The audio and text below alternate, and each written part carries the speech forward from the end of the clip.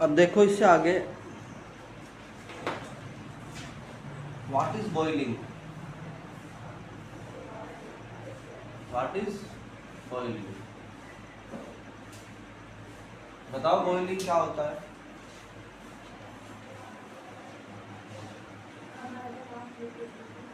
Conversion of liquid into gas, सिर्फ यही नहीं, conversion of liquid into gas by heating,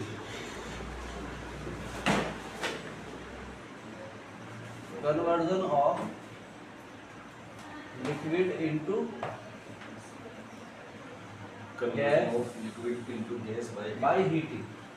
इसमें हीटिंग जरूर जोड़ देना, अगर हीटिंग नहीं जोड़ोगे तो एक चीज़ गलत हो जाएगी, क्योंकि बहुत सारी जो लिक्विड है वो गैस में कन्वर्ट हो जाता है विदाउट हीटिंग। जब तुम कपड़े सुखाते हो या पानी को खुला खुला रख दोगे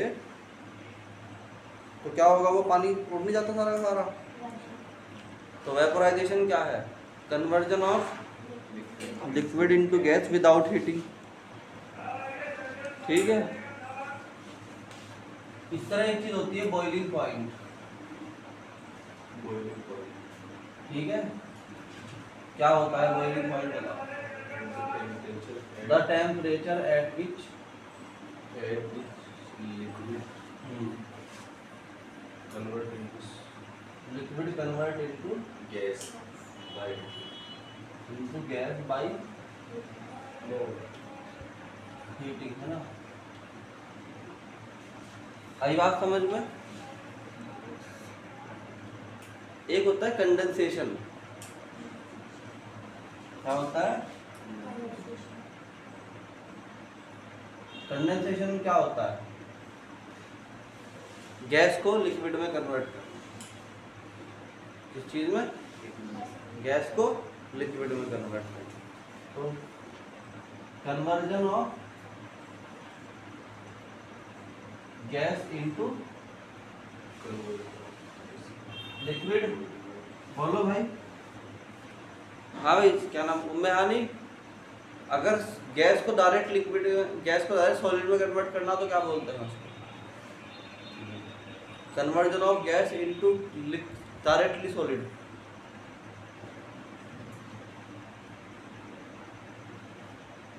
बताओ बताओ। एक और टर्म आ रही है, इतने तुम सोच लो। एक होता है सॉलिडिफिकेशन, solidification. किसी लिक्विड को सॉलिड में कन्वर्ट करना, conversion of Conversion of liquid into solid. Into So solid, हो गया। तो इसमें से बाई कूलिंग नहीं लगेगा, इसमें बाई कूलिंग भी लग सकता है, नहीं भी हो सकता, बगैर कूलिंग के भी हो जाता है, उसमें कूलिंग नहीं होगी. ठीक है। ये बता दी कि मैं इसके लिए छोड़ रखा मैंने। एक वर्ड है जो डायरेक्ट करता है किसको, कन्वर्ट, गैस को सीधे सॉलिड में या फिर सॉलिड को सीधे गैस में, ठीक है भाई, आगे समझ। तो अब ये जो है इसमें समझो, अगर तुम्हें मेल्टिंग पॉइंट ऑफ वाटर कितना होता है, बोलो जल्दी से। पानी का मतलब बर्फ, मैं गलत बोल गया, वाटर का तो होता ही नहीं। मेल्टिंग पॉइंट ऑफ आइस क्या होता है, कौन बताएगा। बस तो अपना काम कर लो, बस तुम सोच रहे हो, दिमाग में बता दिए। हाँ भाई, सानिया बता देगी, सानिया को सब बता देती, बता कितना होता है मेल्टिंग पॉइंट ऑफ आइस, कितना होता है। अरे आइस है, तुमने ला के रख दी, एक आइस का टुकड़ा तुमने ला के रख दिया। अब तुम सोच रहे कि सर ये मेल्ट भी हो जाए, क्या हो जाए, मेल्ट भी हो जाए। तो मेल्ट होने के लिए क्या करते हो तुम इसके, what you do for melting. अरे सबसे सिंपल तरीका है, हवा में ला के रख दो, ठीक। अब तुमने बर्फ देखे होंगे, तो बर्फ भी कई तरह के होते हैं। एक होता है बहुत ही ज़्यादा सॉलिड, उसे हाथ लगाते हुए भी, हाथ में भी मतलब अगर वो गिर भी जाए हाथ में से छुट के तो भी वो टूट नहीं पाता। ठीक, एक होता है बहुत ही हल्का सा बर्फ, यानी कि उसको हाथ लगाओगे तो हाथ में पकड़ के आराम चल दोगे, कोई दिक्कत नहीं। एक को हाथ में पकड़ा ही नहीं जाता, हाँ तो वही बर्फ, क्या फ़र्क है उनमें? फ़र्क ये है कि एक का टेम्परेचर मान लो -20 है, एक का -10 है और एक का -5 है। तो जो -20 वाला है वो बहुत ज़्यादा ठंडा है, इसका मतलब उसके अंदर से बहुत ज़्यादा हीट निकली हुई है। कूलिंग का मतलब होता है हीट निकाल देना, कूलिंग का मतलब है हीट निकाल देना, याद रखिए इस बात। कूलिंग का मतलब, ठीक, तो तुमने क्या करा होगा, वाटर की हीट निकाली होगी। जब वाटर की हीट निकाली तो वो ठंडा हो गया, ठंडा हुआ, इतना हुआ कि वो बिल्कुल ही 0 पे आ गया। अब तुमने उसकी और हीट निकाली तो वो सॉलिड में कन्वर्ट हो गया, और ज़्यादा हीट निकालोगे तो सॉलिड में तो अब कन्वर्ट हो चुका, आइस तो बन चुका। तो मान लीजिए कि अब तुम्हारे पास 0 डिग्री सेंटीग्रेड पे आइस है, मगर तुम अभी भी चैन नहीं है, मतलब अभी भी तुम फ्रिज में रखा हुआ है तुमने। तो अब क्या होगा, अब तो बर्फ़ बन चुका, और कुछ तो बन नहीं सकता, तो बर्फ़ और ठंडा होगा, और बर्फ़ और ठंडा होगा तो और मजबूत होगा। ठीक है, टाइटैनिक मूवी देखी? क्या होता है उसमें, जो शिप है, शिप वो टकरा के टूट जाती है बर्फ़ से, इतना मजबूत हो जाता है, क्योंकि -60 डिग्री सेंटीग्रेड का मतलब, ठीक है, इतना मजबूत हो जाता है कि तुम थोड़ा मारा में टूटने का नहीं पता। आई बात समझ में? तो अब तुम्हारे पास मान लो -20 डिग्री सेंटीग्रेड का एक क्या है, बर्फ़ का टुकड़ा है, वो तुमने ला के मेज पे रख दिया या किसी बर्तन में ला के रख दिया। तो अब क्या होगा, जैसे जैसे तुम उसका टेम्परेचर, अब तुमने खुला रख दिया, तो अब वो क्या कर रहा, वो एनवायरनमेंट से हीट को अंदर पहुंचा रहा आपने।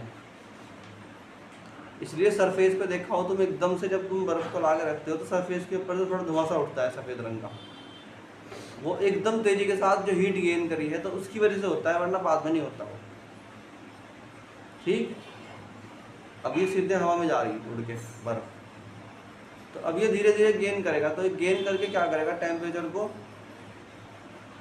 -19 लाएगा, -18 लाएगा, -17, -16, -15, इस तरह करते करते करते करते -5, -4, -3, -2, -1 और फिर 0। मगर अभी भी काफ़ी देर तक ये 0 पे रहेगा,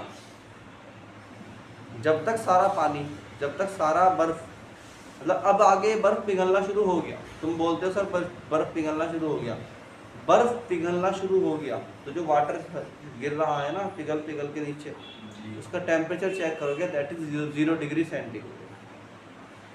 उस वक्त बर्फ़ का टेम्परेचर भी कितना है, 0, और पानी का भी कितना है, और बर्फ़ पानी में कन्वर्ट हो रहा, बट एट 0 डिग्री सेंटीग्रेड, यानी पानी भी 0 पे ही है। मेरी बात समझ में आ रही? That is called melting point. तो हम बोलते हैं melting point of ice is 0 degree centigrade. उस टाइम पर आइस भी क्या होती है, 0 डिग्री सेंटीग्रेड पे, और वाटर भी क्या होता है, 0 डिग्री सेंटीग्रेड। अभी तुमने कहा भाई हम तो निकालेंगे बॉइलिंग पॉइंट ऑफ वाटर, तो मेल्टिंग पॉइंट होता है आइस का और बॉइलिंग पॉइंट होता है वाटर का। अब तुम्हारा वो सारा पानी जो था वो सारा का सारा कन्वर्ट हो चुका आइस वाटर में। अब आप जो है गए उसे चूल्हे पे रख दिया, तो टेम्परेचर बढ़ाना शुरू करा, तो 1 हो गया, 2, 3, 4, 5, 6, 7, 8, 9, टेम्परेचर बढ़ता जा रहा। एक टाइम ऐसा आएगा कि टेम्परेचर बहुत ज़्यादा हो जाएगा, यानी 100। कभी भी वाटर का टेम्परेचर 100 से ऊपर बोलो भाई नहीं जा सकता। तो वाटर क्या करेगा, water will convert into the gas, steam. काय में कन्वर्ट होगा, स्टीम में। तो स्टीम में कन्वर्ट हो गया। तो अब जो स्टीम उड़ रही है वो भी 100 डिग्री सेंटीग्रेड पे, और जो वाटर है वो भी 100 पे। ये बात ध्यान रखना, दोनों 100 पे हैं।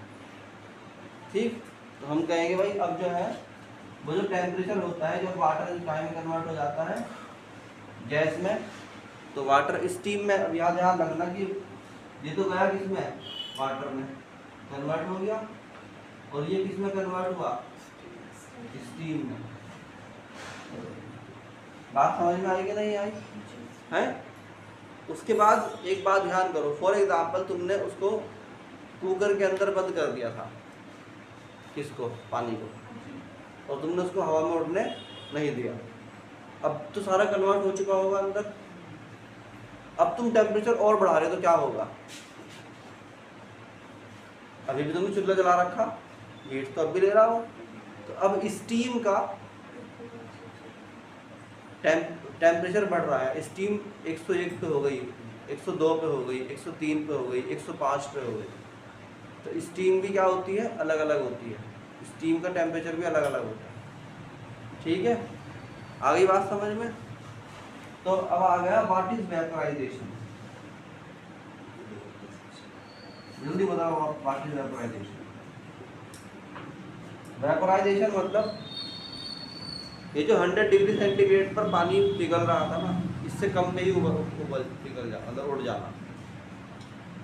जो 100 पे उड़ रहा था हवा में, इससे पहले ही उड़ जाना। जैसे तुम्हारे कपड़े टंग रहे, तुम में आग थोड़ी लगाते हो, बस तुम्हें टांग देते हो हवा में। तो जो स्पीड ऑफ वाइंड है वो अपने आप से क्या कर देती है, वेपोराइज, यानी कि पानी के मॉलिक्यूल को लिक्विड से गैस में कन्वर्ट भी कर दिया और टेम्परेचर भी नहीं बढ़ाया। ठीक है, हालांकि टेम्परेचर का फ़ायदा होता है। अगर किसी दिन धूप तेज निकली हुई है, ये गर्मी का मौसम है, तो कपड़ा जल्दी सूख जाएगा। और अगर किसी दिन ठंड है या मतलब इस तरह का मौसम है तो देर से सूखेगा। ठीक, तो हम बोलते हैं the conversion of liquid into किसमें, गैस। बिलो, बिलो का मतलब नीचे, किसके, बॉइलिंग पॉइंट से कम, ये काम हो जाना, दिस इज कॉल्ड। आई बात समझ में कि नहीं आई? तो वेपोराइजेशन के लिए कौन रेस्पॉन्सिबल है, जल्दी से बताओ। वेपोराइजेशन के लिए कौन रेस्पॉन्सिबल है? नंबर 1 फैक्टर्स कौन कौन? नंबर 1 फैक्टर है एरिया ऑफ लिक्विड। अगर कपड़ा सूखा हुआ है तो देर से मतलब कपड़ा फैला हुआ है, जल्दी सूख जाएगा। कपड़ा तुमने ऐसे ही आगे डाल दिया अगर बगैर फैलाए, तो क्या होगा, वो जल्दी मतलब देर से सूखेगा। एक तो बोलते हैं सरफेस एरिया कितना है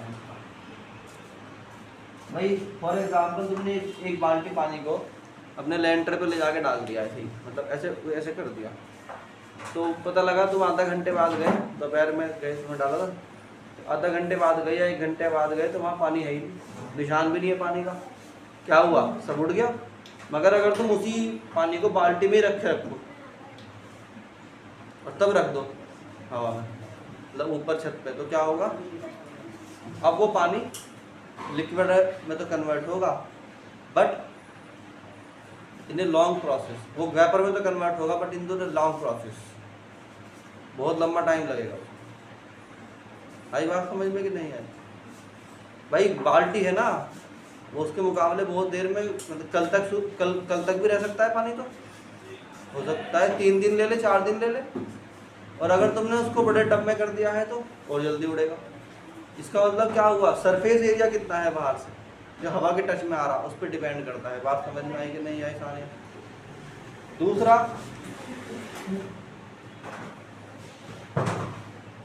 विंड स्पीड। हवा तेज चल रही थी कि नहीं चल रही थी? अगर हवा तेज चल रही थी तो जल्दी सूख जाएगा कपड़ा, और अगर हवा धीमे चल रही थी तो देर से सूखेगा। ठीक है, नहीं है? तो एक विंड की स्पीड पे डिपेंड करता है। तीसरा,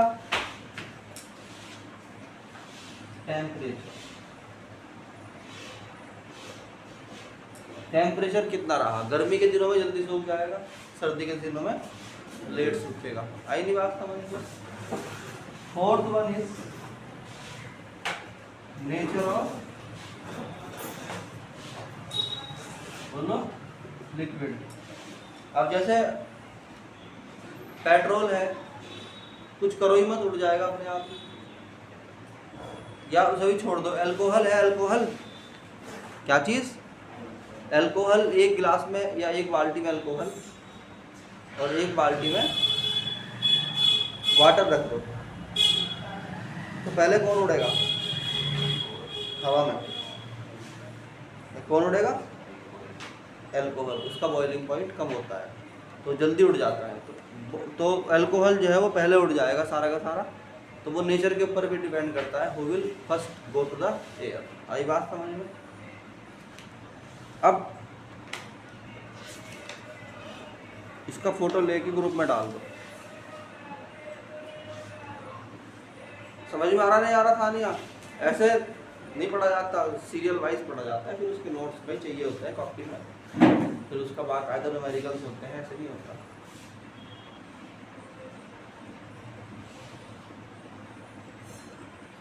ठीक है, अब क्या होगा?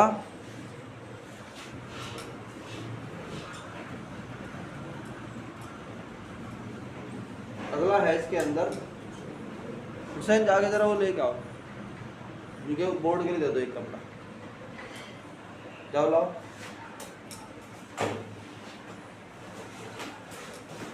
अब क्या होगा आगे, देखो ध्यान से। तो ये सब समझ में आ गए? अगर इसमें कन्वर्जन के लिए आप है तो कर दोगे, तुरंत कर दोगे? इसमें से कोई क्वेश्चन आ गया कर दोगे तुरंत? अब वो क्वेश्चन इतना फंसा के देता है इसी में से कि तुम जो कहते हो हाँ क्या पूछ लिया, जबकि यही क्वेश्चन था जो पढ़ाया मैंने, इसी के अंदर से देखा। ठीक, now what is the element?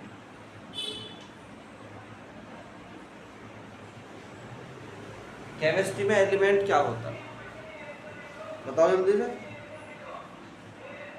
Sania, what is element? है हाइड्रोजन एक एलिमेंट है,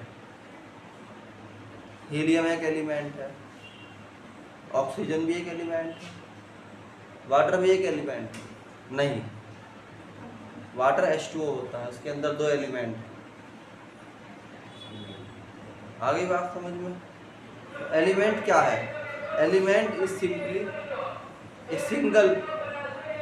सिंगल क्या एटम, एक सिंगल एटम, एटॉमिक सिस्टम को क्या बोलते हैं? एलिमेंट। ठीक, तो हम बोलते हैं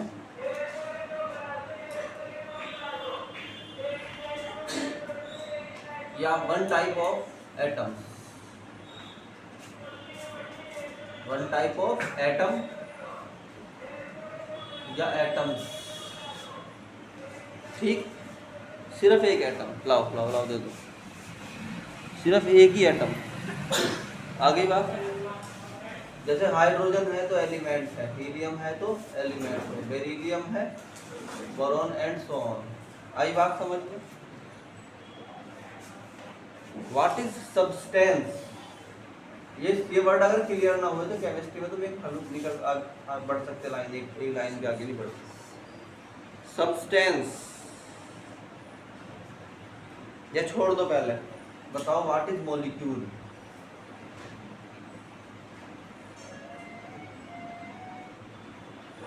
what is molecule?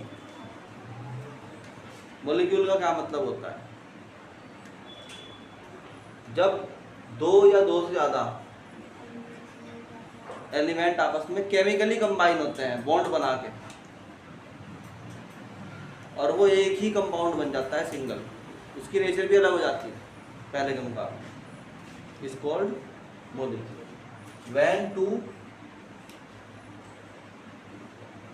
when two or more element या एटम क्या होते हैं? कंबाइन होते हैं, ठीक, जुड़ते हैं केमिकली अंडर बॉन्डिंग, और उनमें बॉन्डिंग भी होनी चाहिए, यानी कि शेयरिंग ऑफ इलेक्ट्रॉन होना चाहिए, शेयरिंग ऑफ, मतलब कुछ ना कुछ हो, बॉन्ड हो, परमानेंट ऐसा नहीं कि हट गए। क्या कहलाता है? Called molecule. ठीक है, मॉलिक्यूल, मॉलिक्यूल मतलब H एक एटम है, मगर H2 एक क्या है? इसको और तरीके समझा सकते हैं, जैसे यहाँ लिख दूंगा मैं एटम, यहाँ H क्या है, एटम है, तो H2 क्या है, मॉलिक्यूल है। नहीं आई बात समझ में? इन द सेम वे इधर देखो तुम, हीलियम छोड़ो, हाइड्रोजन और ऑक्सीजन अलग अलग एटम हैं, मगर H2O एक मॉलिक्यूल है। आई बात समझ में? जैसे नाइट्रोजन और हाइड्रोजन क्या है, एटम है, तो NH3 क्या है, मॉलिक्यूल। NH3 मतलब अमोनिया। केमिस्ट्री पढ़ रहे हो तो हैंड टू हैंड भाई के भाई नाम लिखा करो किसका, बोलो भाई, कंपाउंड या मॉलिक्यूल का। अब ये कंपाउंड क्या है, व्हाट इज कंपाउंड? तो कंपाउंड भी तो कुछ होगा ना, जब मॉलिक्यूल है तो कंपाउंड भी होगा। एक बड़ा मॉलिक्यूल, एक बड़ा मॉलिक्यूल जिसके अंदर मॉलिक्यूल से ही बड़ा स्ट्रक्चर है, दिस इज कॉल्ड कंपाउंड। ठीक है, नहीं ये जो दो है, दो से ज्यादा मॉलिक्यूल से मिलके बना, तो हम बोलते हैं कंपाउंड का मतलब फॉर्म्ड बाई, या तो एटम से एटम मिला हो तब भी बन सकता है 1 मिनट के लिए, ठीक, या फिर एटम से कौन मिला हो, मॉलिक्यूल मिला हो तब भी बन सकता है, और या फिर मॉलिक्यूल से मॉलिक्यूल मिला हो, ठीक है, उसे क्या बोलते हैं, कंपाउंड। ठीक, जैसे हम बोलते हैं CuSO4 2H2, ये कंपाउंड है, बड़ा है, बोलो। तो ये क्या है, कंपाउंड का मतलब होता है more than 2 system, more than 1 system आपस में कनेक्ट हो गए। अब एक होता है सब्सटेंस, एक होता है सब्सटेंस। क्या होता है, सब्सटेंस? बताओ सानिया क्या होता है, व्हाट इज सब्सटेंस?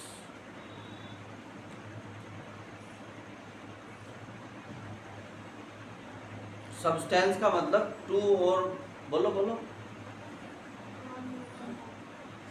एक ही तरह का, एक सिंगल टाइप ऑफ क्या, मटेरियल, उसके अंदर कोई दूसरे टाइप का ना, pure form of any material, pure form of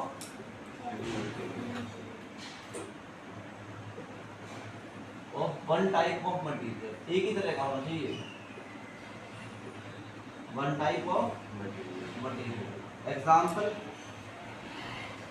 अगर हाइड्रोजन है तो बस हाइड्रोजन ही हो और कुछ ना हो, ठीक, एक कंटेनर के अंदर सिर्फ हाइड्रोजन रखी हुई है, या एक कंटेनर के अंदर सिर्फ वाटर रखा हुआ है, या सिर्फ सल्फ्यूरिक एसिड रखा हुआ है, इनमें से कोई एक रखा हुआ है, इनमें कोई दो नहीं है। आई बात समझ में? इम्प्योर का मतलब ये नहीं होता तुम्हारी निगाह में, हमारी निगाह में तो जो दूध है, मिल्क, वो भी इम्प्योर है, अगर वो प्योर है तो भी, because it is mixture of water and carbohydrate. ठीक, ऐसे ही मान लो एक होता है मिक्सचर। मिक्सचर का मतलब क्या होता है, जल्दी बताओ, मिक्सचर सानिया क्या होता है?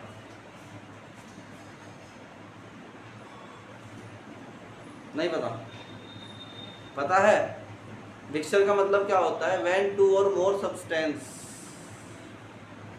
जो प्योर थे पहले, उनको आपस में मिक्स कर दिया जाता है विदाउट केमिकल रिएक्शन, बट उनके बीच में केमिकल रिएक्शन होनी चाहिए, तो हम बोलते हैं द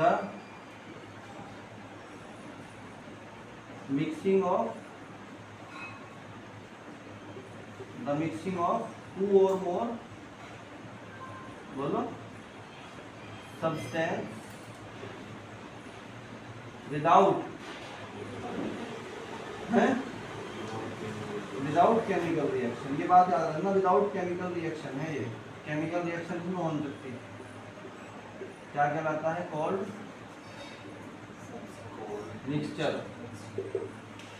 ठीक, जैसे एग्जाम्पल के तौर पे शुगर एंड वाटर, ठीक, या ऑयल एंड वाटर, कोई भी दो चीजें मिला दी आपस में, रिएक्ट नहीं कर रही वो, इतनी बात है उसमें, बस रिएक्ट नहीं कर रही और कुछ भी हो सकता है, ठीक। मिक्स कर दिया तुमने, कोई भी दो चीजें उठाई डाल जगह डाल दी, बस ये ध्यान रखते हुए कि आपस में क्या करेंगे वे, केमिकल रिएक्शन नहीं करेंगे, ठीक। इसका ले लो भाई फोटो। सब्सटेंस एक ही तरह का, एक ही आइटम, बस कोई सा भी, जैसे वाटर है तो वाटर है, बस उसके अंदर कुछ मिला हुआ नहीं है, प्योर सब्सटेंस। चलो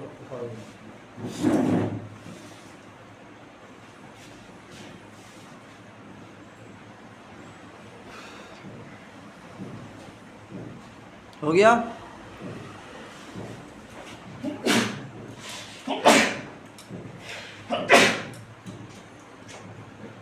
अब आ गया समझ में।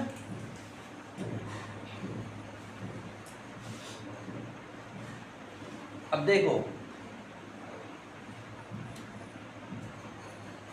मिक्सचर भी दो तरह का होता है, टू टाइप्स ऑफ मिक्सचर। एक होता है इसके अंदर होमोजीनियस मिक्सचर, होमोजीनियस मिक्सचर क्या होता है भाई बच्चों, जल्दी से बताओ। जिसमें दोनों सब्सटेंस कंप्लीटली मिल जाए,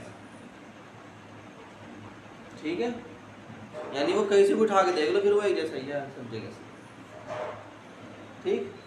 तो व्हेन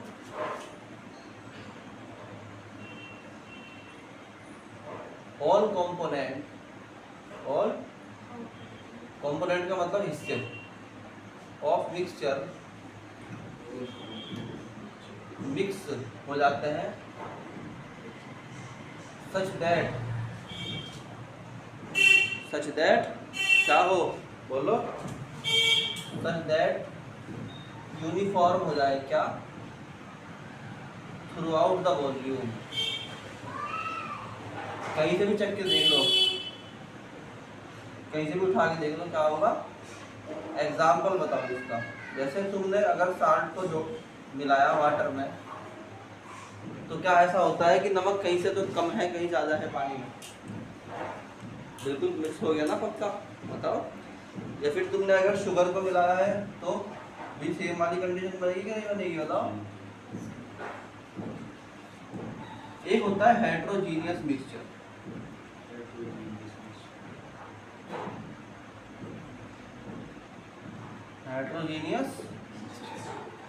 हेट्रोजीनियस का मतलब कि एक जैसा नहीं है, मिला दिया गया, but not uniform, through out, क्या बोलो, वॉल्यूम, सब जगह से एक जैसा नहीं है। एग्जाम्पल, अगर तुमने सैंड को वाटर में मिलाया, वाटर प्लस, तो कुछ देर बाद मिट्टी अपने आप नीचे बैठ जाती है, बोलो। या फिर ऑयल एंड वाटर, तो ये जो ऊपर वाला है इसी को क्या बोलते हैं, this is also called solution. Solution क्या है, होमोजीनियस मिक्सचर को सॉल्यूशन बोलते हैं, जहाँ दोनों चीजें आपस में, मतलब दो या दो से ज्यादा आपस में मिल गई। आई बात समझ में। एक होता है सोल्यूट, एक होता है बाइनरी सॉल्यूशन। क्या होता है, बाइनरी सॉल्यूशन का मतलब इसमें दो ही कंपोनेंट आपस में, बोलो, क्या हुए हुए हैं, मिले हुए हैं, टू कंपोनेंट्स